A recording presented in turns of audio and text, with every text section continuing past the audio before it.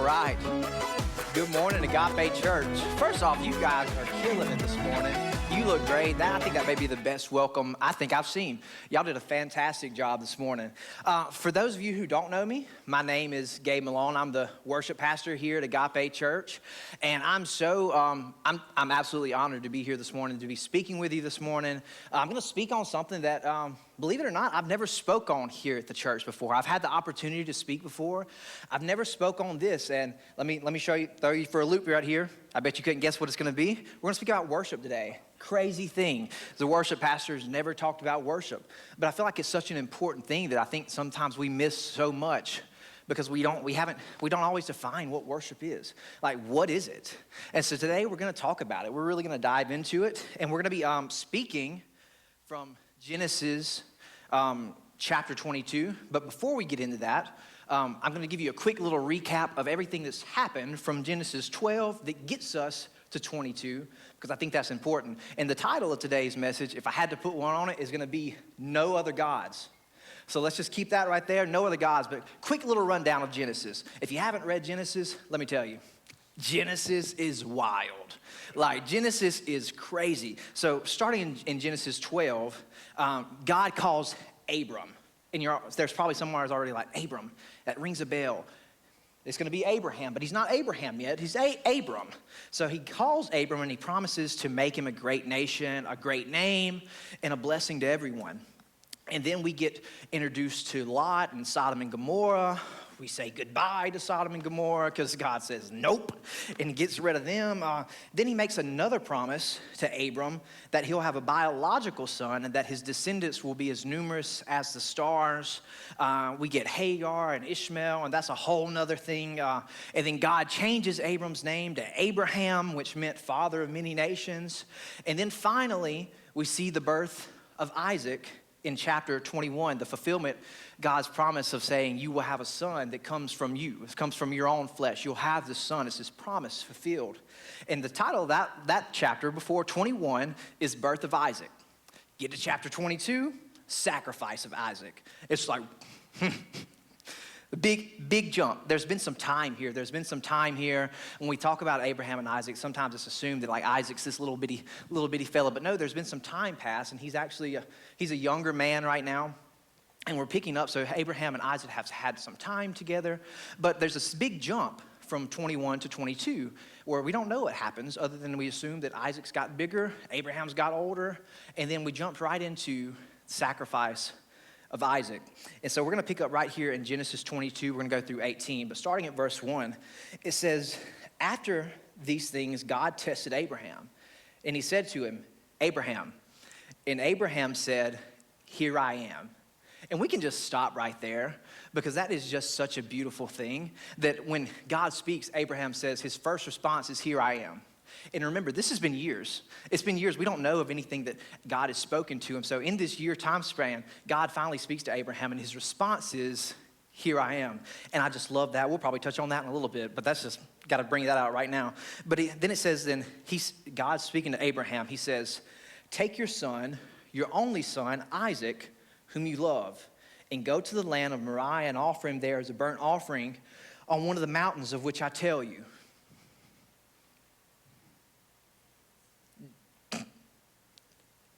I was to let that sit. Like, did you catch it? That, again, we go from birth of Isaac, and then there's a silence. And then the first thing that we hear that God has said to Abraham is, all right, Abraham, he said, what's up? Here I am. And he says, I need you to go take your son and put him on an altar, and you're going to sacrifice him. This promise has been fulfilled. You're going to go sacrifice him. And then we pick up. It says, so Abraham rose up early in the morning and saddled his donkey. Whew. I bet that was a heavy morning. And he says, and he took two of his young men with him and Isaac, his son, and he split wood for the burnt offering and arose and went to the place that God had told him. Then on the third day, Abraham lifted up his eyes and saw the place from a distance. Abraham said to his young men, the other men who was there, he said, stay here with the donkey. The boy and I will go over there and worship and then return to you. And this is the first time in the Bible that it mentions worship. And there's this thing called the law of first mention, which, in long story short, all it means is that the first time something is spoken, in the Bible, it means like pay attention to what that first thing is. Because really what you're going to be doing is you need to have an understanding of what it's speaking at, because that first time is going to be laying the foundation for the rest of the scriptures to come. So this is the first time that worship is mentioned. And what is it tied to? It's tied to obedience. Worship is obedience. And let me just tell you, if you want to see your level of worship, look at your level of obedience. Because your level of worship will always reflect your level of obedience. And so let's continue on here, because I have a lot to say and I'm super pumped about it. But it says, so Abraham took the wood of the burnt offering and he laid it on Isaac his son. And he took the fire in his hand and the knife. So the two of them walked on together. But Isaac spoke to Abraham, his father, and he said, my father. And then Abraham says, here I am, my son. Again, Abraham speaking to his presence, he said, I'm here. I hear you. And yeah, I know what this looks like. And then Isaac says, here's the fire and the wood, but where's the lamb for the burnt offering? Because Isaac's already put this stuff together. He's like, I see wood, I see a knife. I know what we said we're going to do, but where's the lamb? And then he said, Abraham says back to Isaac, he says, my son, God will provide for himself the lamb for a burnt offering. So the two of them went together. Then they came to the place that God had told him. So Abraham built an altar there, and he arranged the wood, and he bound Isaac his son and laid him on the altar, on the wood. Then Abraham stretched out his hand, and he took the knife to slay his son. But the angel of the Lord called to him out of heaven and said, Abraham, Abraham. Once again, Abraham says, here I am. And then he said, don't lay your hands on the boy or do anything to him, because now I know that you fear God. Because now I know that you fear God, seeing you've not withheld your only son from me. He says, I see that you fear God. Why is that such an important thing? Proverbs 9:10 says, the fear of the Lord is the beginning of wisdom, and the knowledge of the Holy One is understanding. The fear of the Lord is the beginning of understanding. And a problem that we have in the Western church, I feel like, is like there's things we love grace. I love grace. We love that God is a God of love, and He is a gracious God. He is so loving. That's what the whole Bible points to, is that He is loving. But also, we forget, like sometimes we think that He's so loving, we forget to put a little bit of respect on His name. We forget to put the respect on His name and say, no, but you're still God. You're still the creator. You're still the one who made everything that I can lay my hands on. You made me. You made everybody that I can look at. And it's like this. Sometimes we say, with our mouth, we say Jehovah Jireh, but we treat Him like Jehovah income tax. We say, Jehovah Jireh, you're my provider, but we treat Him like a system who's only there to help us when we need it, and we pull from it. But then once we cash that check and He comes through on our promise, we say, okay, but now I get to go spend it, and peace out, I'll catch you next year. But because we forget that the fear of the Lord is the beginning of wisdom. The fear of the Lord, there's respect that comes that we have to put on His name. And it doesn't mean because He's a loving Father that you get to disrespect, that you forget that He is the Father. That like if we're in a wrestling match, if Elijah comes up and he pops me on my leg, there's nothing that he can do that I cannot be like, boy, go sit down. Go sit down somewhere. Because I am bigger than him, I'm stronger than him. And there's nothing that he can do by himself that I can't say no. Not if I don't want you to do it, you can't do it. He could. Just because He's gracious doesn't mean we don't have to put respect on Him in the fear of the Lord. The fear of the Lord is the beginning of wisdom. And then, so let's continue on, verse 13. It says, then Abraham lifted up his eyes and looked, and behind him was a ram caught in the thicket by his horns. So Abraham went and took the ram and offered him up as a burnt offering in the place of his son. Abraham called the name of that place, the Lord will provide, as it is said to this day, in the mount of the Lord it will be provided. Then the angel of the Lord called to Abraham out of the heavens a second time and said, by myself I have sworn, says the Lord. So on my own name, I'm saying by the Lord, that because you have done these things and have not withheld your son, your only son, I will indeed bless you, and I will indeed multiply your descendants as the stars of the heavens and as the sands that's on the seashore. Your descendants will possess the gate of their enemies. Through your offering, all the nations will be blessed because you have obeyed my voice. because you obeyed my voice. Again, he ties this thing back. Worship, I love songs, but worship is not, it's not a genre. Worship isn't a genre. Worship isn't something I throw on in my car. Worship is my lifestyle of surrender. Worship is my ability to submit to the Father. Worship is obedience. And we look at 1 Samuel 15:22, and we're going to look through 23. But it says, does the Lord delight in burnt offerings and sacrifices as much as in obeying the voice of the Lord? Obedience is better than sacrifice. Obedience is better than sacrifice. And this is what God showed me. He said, you know the devil's not scared of sacrifice? Let that sit for a second. He's not scared of sacrifice. Because, see, Old Testament, plenty of sacrifices. Plenty of sacrifices. They would put animals on the altar and they would do that. And then Jesus comes. So it led me to the question. He said, Gabe, if the devil was scared of sacrifice, he would have never convinced man to put Jesus on the cross. If he was scared of a sacrifice, he would have never let the Lamb of God come down and get on that cross. He would have never convinced man, hey, you need to put him there. Because from there, that alters the course of grace. That alters the course of our salvation when Jesus hung on that cross. So if he was scared of sacrifice, why did he let Jesus get on the cross? But it doesn't take much to look around and see that the devil, the enemy, has adapted. That he's an adaptive. If anything, he has his master's degree in learning. He has his doctorate in learning, because if I look around, I don't have to look very far to see that he's adaptive. It says that it describes him as a roaring lion prowling to seek who he can devour.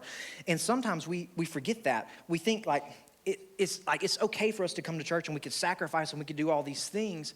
And he's like, yeah, I'm cool with that. I'm cool with you, considering this to be your sacrifice, and that you come and you make sure you get your clothes on, you make sure you look nice, you do your hair, you get together, you come and sit. I'm okay with you sacrificing your time as long as you don't walk in obedience. I'm okay with you sacrificing a little something. It's like, busy week this week, I don't work, but I'm gonna make sure I come over here and I'm gonna just drop a nickel in the plate, because that's gonna be my sacrifice, but I'm not doing it from a place of obedience. I'm okay with sacrifice. What I'm not okay with is obedience. So why is obedience better?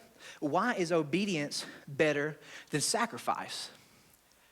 And it's a very clear answer. It's because obedience is tougher. Obedience is tougher. Do you know why it's tougher? Because sacrifice, I have a say in. I can say, well, if I want to sacrifice something, I'm like, okay, I can do this. That's my sacrifice. I can say what my sacrifice is. What I don't have a say-so is obedience. I don't have a say when God says, I want you to give this to me. I don't have a say in what he asks from me. I don't have a say in obedience. But let me check my stuff right here.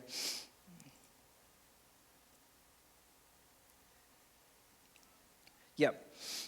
With obedience, you're at the mercy of what you submit to. And that's the big thing. That's why obedience is better, because with obedience, you're at the mercy of what it is that you submit to. And this idea of worship, with worship being obedience, it's like, what were you designed for? So if we backtrack, let's bring this thing back. Let's go earlier in Genesis. God makes Adam and Eve. What did he create them for? What did he create Adam and Eve for? What was it that he asked for them? He said, come walk with me in the cool of the day. Come walk with me. You were designed for relationship. You were designed to walk with God. You can't help it. And this is what I'll tell my team, is that you have a place in your heart for worship. You can't help it. So the question is not, will you worship? It's what will you worship? Because you can't help but worship. But it's, what will you worship? And again, the devil's smart. The enemy is smart. So he's learned, and he's adaptive. And he said, you know what? I don't have to reinvent the wheel here. This is another thing that I've told our team is, you know the biggest way that I believe that the enemy, he perverts worship in the church. He doesn't have to do anything. He doesn't have to reinvent the wheel, because you're designed for worship, he doesn't have to make you worship him. He just has to make you not worship God. He just has to give you something else to worship. He just has to give you something else that you can worship because you're designed for it. You're designed for worship. So all he has to do is shift your gaze from him to something else. He doesn't care if it's him or not. He just says, by default, if you're not looking here, then I got you. I got you exactly where you want to because you're created for worship. So it's easier for me to just give you something else to worship than it is to try to get you on something else. It's easier for me to get you to just worship something else, whether it be yourself, whether it be anything else. I say this for later, but we're gonna go here right now. You know, there's things that he says, you can worship more than me, and it's easy because sometimes it's this, sometimes it's this, and it's the desire to get this. And there's nothing wrong with these things. Again, sometimes these are great things. Marriage is a beautiful thing. Children are a beautiful thing. But when I place them above my relationship with God, I've made something else out of them that God never intended them to be. And that's where we're gonna go. So it says, obedience is better than sacrifice, a listening ear than the fat of rams. For rebellion is the sin of witchcraft. For rebellion is the sin of witchcraft, and stubbornness, as is iniquity and idolatry. Stubbornness is as iniquity and idolatry, stubbornness. Because let me tell you, delayed obedience is still disobedience. And I saw every parent right here, every parent out here just said, yup, I know what you mean. I know what you mean. Because there are times that like, I'll tell my kids, like, I need you to go clean your room. I need you to back up. I need you to take your hands off of this. I need you to do what I'm telling you to do. And I'm not asking that you do it on your own time. When I say, I need you to go do this, I expect a response. I expect you to respond to what I'm telling you because sometimes it is, I'm just trying to teach you to be obedient. And then other times it's like, no, I'm trying to keep you from hurting yourself. So I need you to listen. But delayed obedience is disobedience. But Abraham answered, here I am. And he responded. And the word compares rebellion and stubbornness to iniquity and idolatry. So if I'm being rebellious and I'm being stubborn to what God's speaking, I have to ask the question, have I allowed someone or something else to take the place of God? Have I let something else take the place that my Father's supposed to hold? Now, we're going to jump to Exodus because now we're going to get to where we're headed for the day. But he says, now this is Exodus 23:6. This is where Moses receives the 10 Commandments. And he says, now God spoke all these words saying, I'm the Lord your God who brought you out of the land of Egypt, out of the house of bondage. You shall have no other gods before me. You shall have no other gods before me. You shall not make for yourself any graven idol or any likeness of anything that's in the heavens above or that's on the earth beneath or that's in the water below. You shall not bow down to them or serve them, for I, the Lord your God, am a jealous God. I'm a jealous God. And what does he mean by that? What does he mean by I'm a jealous God? Because let me just make it very clear. What he's not saying is that I'm inferior by any means. What he's not saying is that I'm scared of comparison. He said, because I'm not scared that you compare me to anything else because I'm like nothing else. There is nothing that's bigger than me. There is nothing that's better than me. I'm not inferior to any other thing, but I'm a jealous God. So why does he say that I'm jealous? He's jealous because he created you. And watch this. He created you and he knows your limitations. He created you and he knows your limitations. He knows that I made you and you can't serve two masters. I'm too big for that. You can't serve two masters. You can't serve two masters. You can't walk in obedience to me with a divided heart. You can't walk fully submitted to me when you're still holding on to something else. And I'm sorry, I lost my train of thought, but you can't follow me when your heart's divided. You can't follow me. You can't submit to me the way that you need to. See, it's a really important thing that we understand. Why did God give when and why did he give the 10 Commandments to the Israelites? One, he gave them the 10 Commandments after they exited Egypt. Why is that important? It's important because the 10 Commandments were designed for a free people. He gave them to them post-deliverance from Exodus. And what he said is there's no other gods before me. You can't have idolatry. You can't have a divided heart. Because here's the thing, he's saying, you can't fully obey me. You can't fully submit to me with a divided heart. And therefore, you can't say that you can't submit to me. And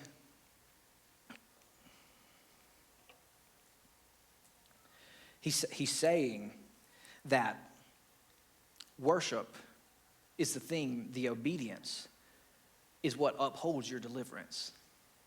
Worship upholds deliverance, but you can't walk in deliverance and be free unless you obey the commandments. It's because the commandments aren't a thing that keep you bound. The commandments were designed for a free people. So he says, the commandments, walking in a lifestyle of worship, of obedience to where you say there is no other God before me, that's what upholds your deliverance. And that's why God had to test Abraham. He said, see, you have a choice, and it's simple. I said, what do you love more? Do you love the promise I made? Do you love the promise that I made? Or do you love the one who gave you the promise? Because sometimes we love the blessing more than we do the blesser. Sometimes we love what he's given us more than we do him. And can I speak to this? I'll speak to leadership right here. You know, we're going back to these things of idols. Even with leadership, do you know that you have to be careful?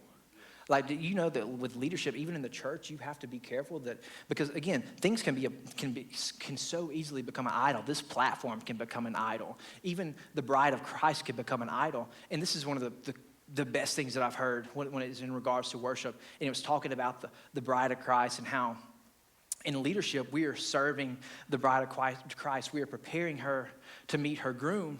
And he said, if you're not careful, you can love the bride more than you do trying to get the bride to the groom, and you'll commit spiritual adultery. Because you love the bride of Christ, you've made the bride of Christ more an idol than you do loving God, more than you do submitting to God. And this is why it's important that we walk free from like fear of man. And because I love everyone in this room, but if God speaks a word and he says, I need you to deliver this word, and I don't do it because I love you more than what he's trying to say, then I've idolized the church. And what he's saying is that you can't have any other gods before me. And by being willing to lay Isaac on the altar, Abraham showed that he'll obey even if he doesn't understand what God's asking him, because he feared the Lord. And team, I'm done. Y'all can come up right here. He had the wisdom to know that God made him a promise. God made him a promise. And he made him promise after promise after promise, and he's seen him come through on his promises. And he said, I know that my father is going to uphold what he said.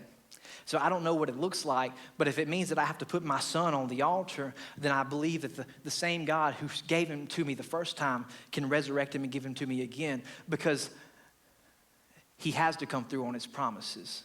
He has to come through on his promises. So God had to make sure that Abraham was pure from any idolatry.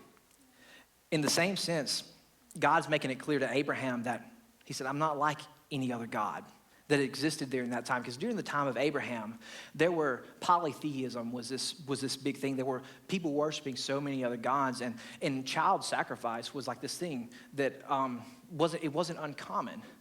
And so when Abraham hears God say this, I need you to sacrifice your son, he's like, okay, I guess this is what we're doing, because it wasn't an uncommon thing. But then when he goes to do it, he walks in the obedience of going to do that. And when God calls out from heaven and he stops him, what he says is, I'm not like any other God. I'm not like these other gods who would ask you to lay your son down to try to appease me. And let's bridge this gap real quick. He says, and in fact, because I'm not like any other God, in fact, I'll send my own son. Because if you look at this story of Isaac and Abraham is a direct reflection, a foreshadowing of what Jesus is to do on the cross. He says, I'm not like any other God. In fact, I'll send my own son. And you know what the most powerful form of worship that we've ever seen?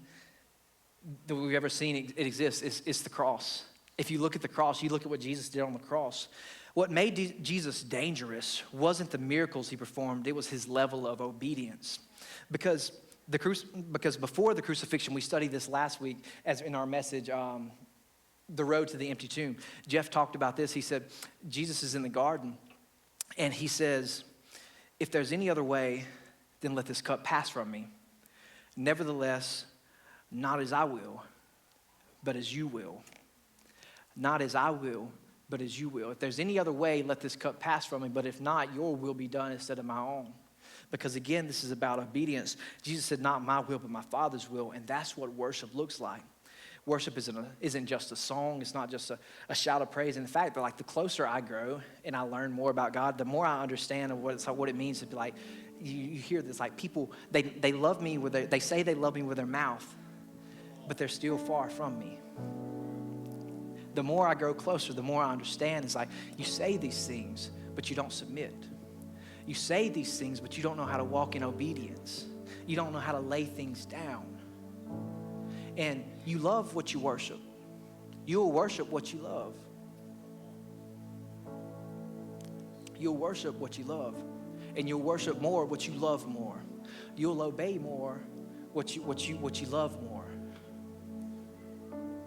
But Jesus, he says it's about obedience. Obedience makes you dangerous. But he says, I need you to be pure. I need you to be pure from idols. Because you can only be as powerful as you are pure. You can only be as powerful as you are pure for me. So I got to strip you of these things. I got to strip you of idols. Because it's not for my sake, it's for your sake. It's not for me, it's for you. Obedience makes you dangerous. And I was praying this week. I was getting ready for this, and it was late at night. I was praying. I was in the bathroom walking around because it's the one place at night I can get that's quiet from everyone. I had music going, and I'm praying, and he says, God, he said that obedience makes you dangerous. And to the unbeliever, some that time that looks like too much. Like when you're walking in obedience and submission to God, sometimes that looks like, oh, you're just being too much. You're doing too much. You're being religious. You're being a Bible thumper. You're brainwashed. You've joined a cult because you're doing things that I don't understand. You're doing things that I can't understand. I can't wrap my mind around it. But he said, obedience makes you dangerous, and you're not crazy. You're just equipped. You're not crazy. You're equipped when you walk in obedience. And then he went further with it. He said, Gabe, this is why they sent worshipers on the front lines into battle. He said, this is why they sent worshipers in the front lines to battle, because there's something dangerous about a people who are obedient. There's something dangerous about a man who can't be convinced of something else. There's something dangerous. And that's why people hated Jesus. He said, because I can't be convinced to walk outside of my Father's will.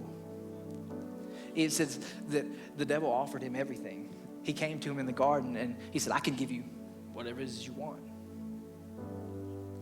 And Jesus said, no, I can't take it. I can't take the deal.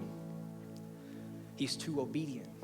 He was too obedient to take the deal, and that's what made him dangerous.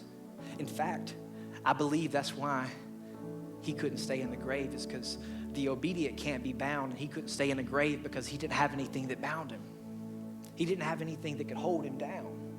So that's why he couldn't stay in a grave, is because he was free from everything. And our only response is that there's sometimes that we can't let go of things, and we can't walk free because we're still being held by idols, but we think we're holding them. We think we're holding. We think there are things to lay down, but we're being held by idols, and we can't let them go by ourselves. But Jesus, when he stretched his arm out on the cross, he said, I'll take those idols. I'll take those things, because you can't take them by yourself.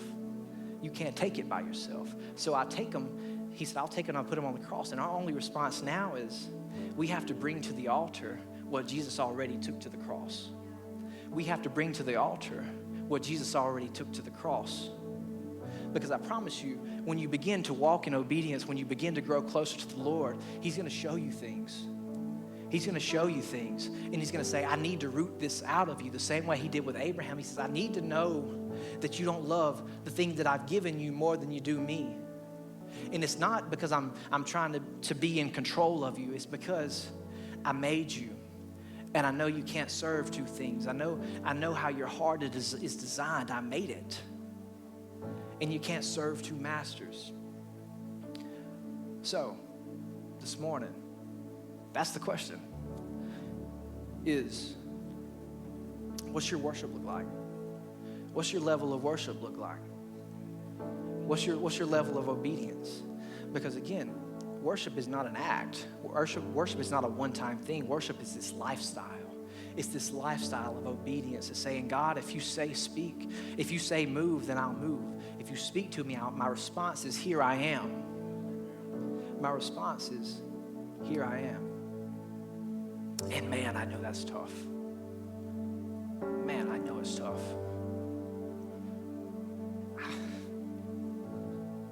I just think back even over I don't know, there's people probably like, you're not even that old.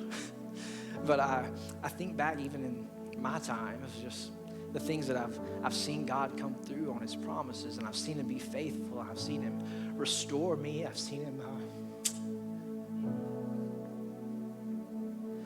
restore my marriage. Things that in my own power, things I was holding on to. He said, man, it's going to wreck you. It's going to absolutely wreck you if you don't let it go. And I'm trying to help you. I'm trying to help you. I've already bore it. But you just have to submit it to me. He's not asking for a sacrifice. He's asking for your obedience. And this one of the best quotes I've ever heard says like, the gospel is not complicated.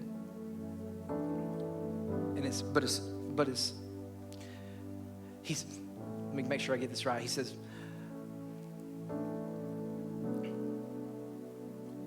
the gospel isn't easy, but it's not complicated. It's not easy, but it's not complicated. He said it's not easy, but it's not complicated. Because it boils down to a simple, will you be obedient or not? And that doesn't mean that that's going to be an easy thing to track out. It's not mean that's going to be an easy thing to walk out, but it's not complicated. It's not complicated because all he's looking is for your obedience. That's what he's looking for. He's looking for your heart. So it's not complicated. He's just asking for your submission.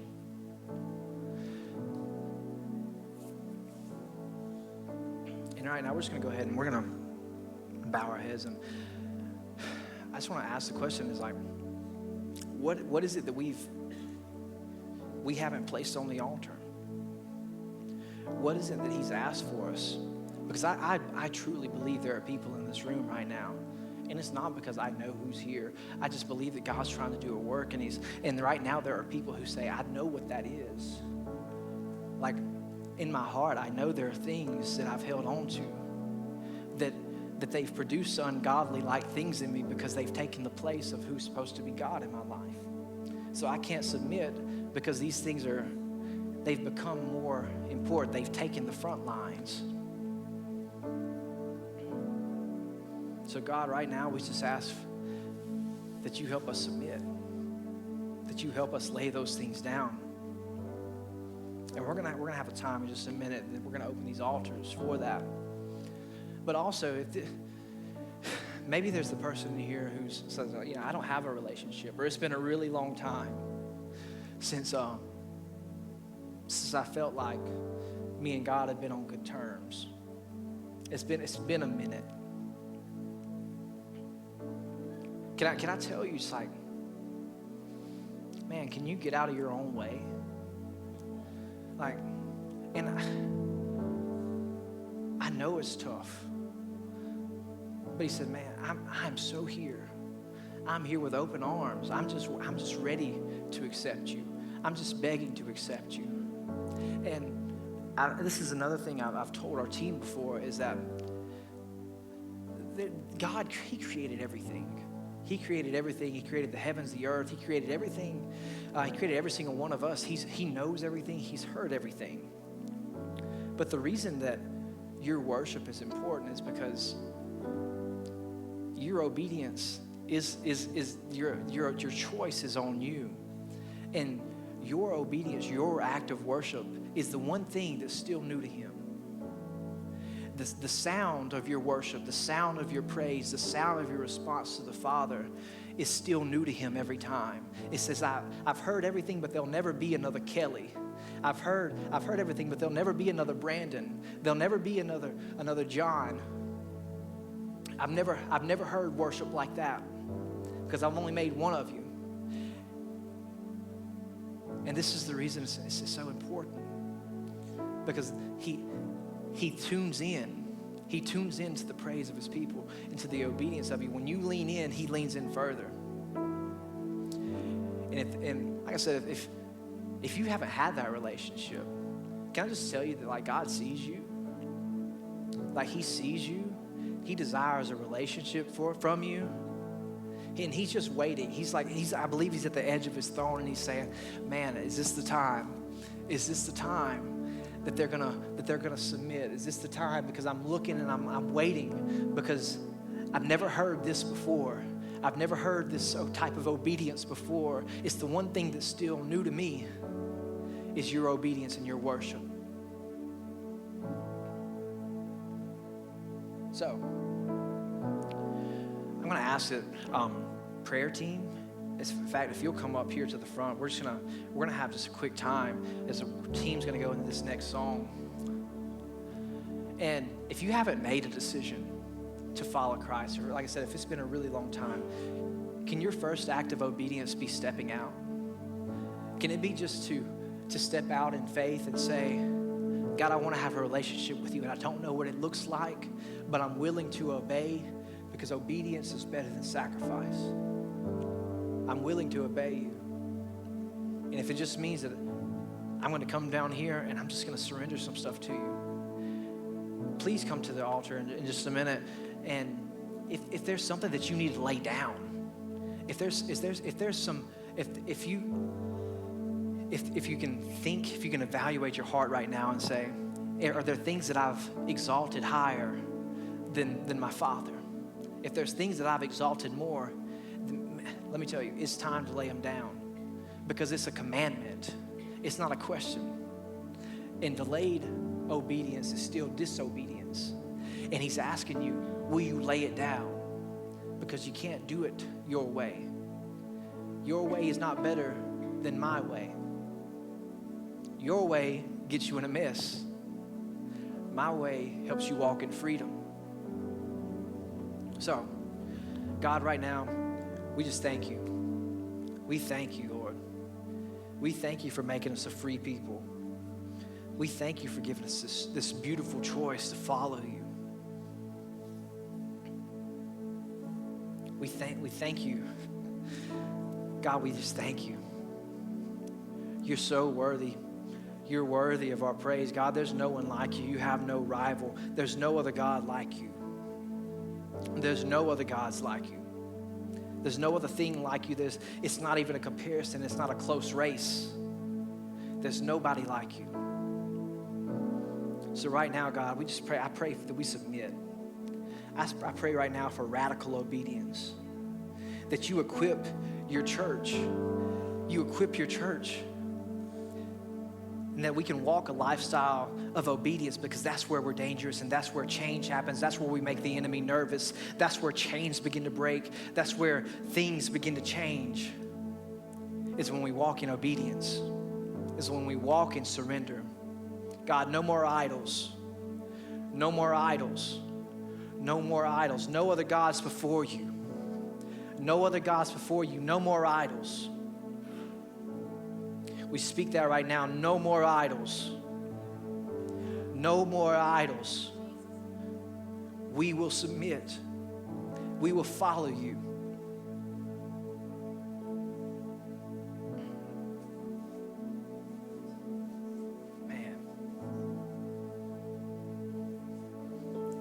Jesus, we'll take up our cross.